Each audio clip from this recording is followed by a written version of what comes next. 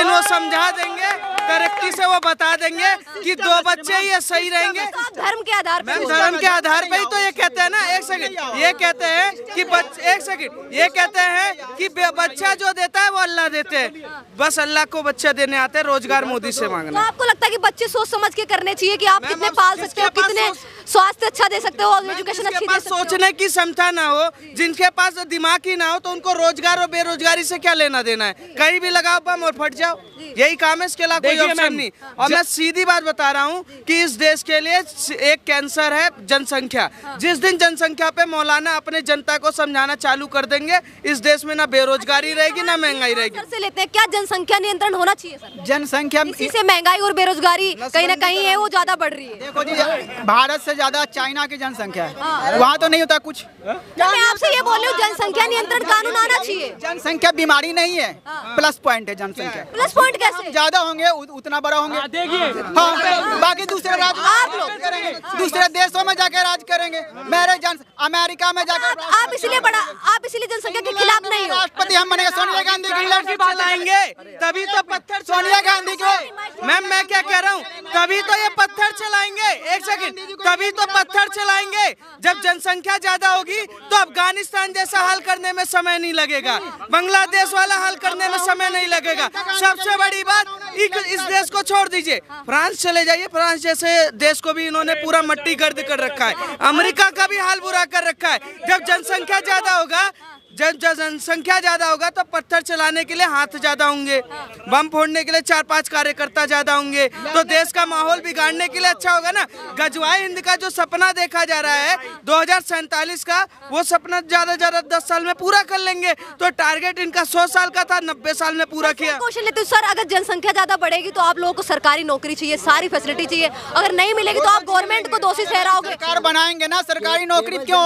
रोजगार पैदा करो भाई, व्यापार लेंगे ना। वो तो आप उसके लिए तो आप ब्लेम करते हो मोदी सरकार को कि युवा बेरोजगार है। जब आप पैदा करने की बात करो तो आप पैदा कर रहे हो रोजगार। मुझे तो दिया ही नहीं, मैंने तो परमिशन ही नहीं दिया। तो सही बात है ना, मौलाना मदरसे से आपको थोड़ी ना नौकरी मिलती है। और सबसे बड़ी 11 शूटर मेरे पीछे भेज देते। सबसे आप कह रहे हो सरकारी नौकरी, सरकारी नौकरी। मैं कहता हूँ इस देश का कोई भी हिंदू हो, चाहे वो सरकारी नौकरी पाले, चाहे अरबों खरबों का घर बना ले, चाहे IPS अरे क्या नाम है बहुत बड़े वो कर ले, पर जिस दिन जनसंख्या इनकी भारी होगी वो सब छीन लेंगे। आप कितना पढ़े, आपके पास नौकरी नहीं, आप कितना पढ़े? रोकने के लिए बच्चों को जनसंख्या की बात है ना, जनसंख्या किसी की भी जनसंख्या हो उससे टेंशन नहीं, वो हमारी प्लस पॉइंट है। हमारी बहुमत होगी, हमारी ताकत होगी, तभी तो हम लड़ेंगे।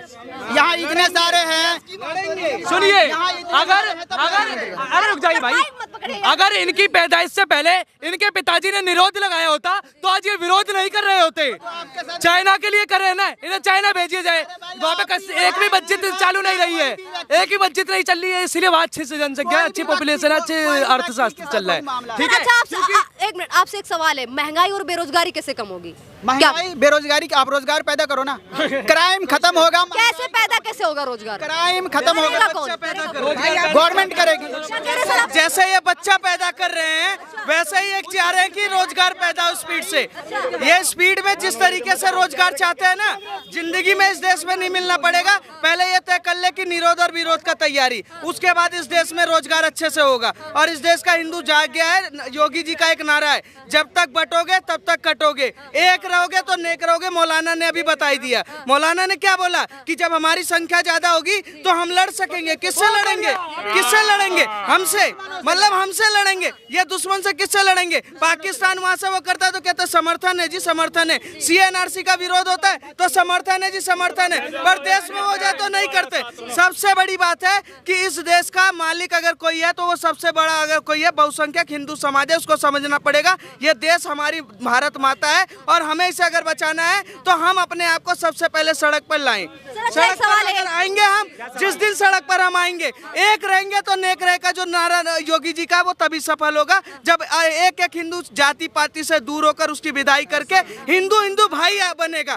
जिस दिन हिंदू हिंदू भाई बन जाएगा सर, जिस दिन हिंदू भाई भाई बन जाएगा, हिंदू हिंदू जिस दिन भाई भाई बन जाएगा, उस दिन सर, उस दिन अखिलेश यादव की सरकार गिरेगी।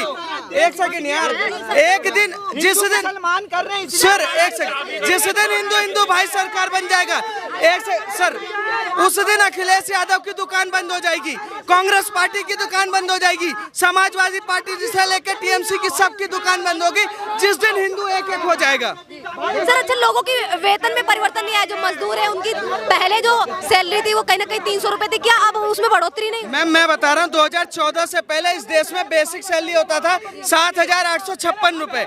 आज नरेंद्र मोदी की सरकार में 15,746 रुपए के आसपास सैलरी है, जो बेसिक सैलरी की बात कर रहा हूँ। PFSI जो कट रहा है उसका नहीं पता, पर इस देश में लोगों की सैलरी बढ़ी है, इस देश में लोगों का रोजगार भी बढ़ा है, पर देखने की बात है कि जिसके पास काबिलियत है उसको नौकरी मिल रही है, जिसके पास नहीं है वो धरना प्रदर्शन के अलावा कुछ नहीं कर रहा। स्किल होनी चाहिए आपके हिसाब से, रोजगार अपने आप? मैम स्किल होगा तो नौकरी मिलेगा, कॉर्पोरेट सेक्टर में बहुत नौकरी है, पर लोग कर नहीं पा रहे हैं।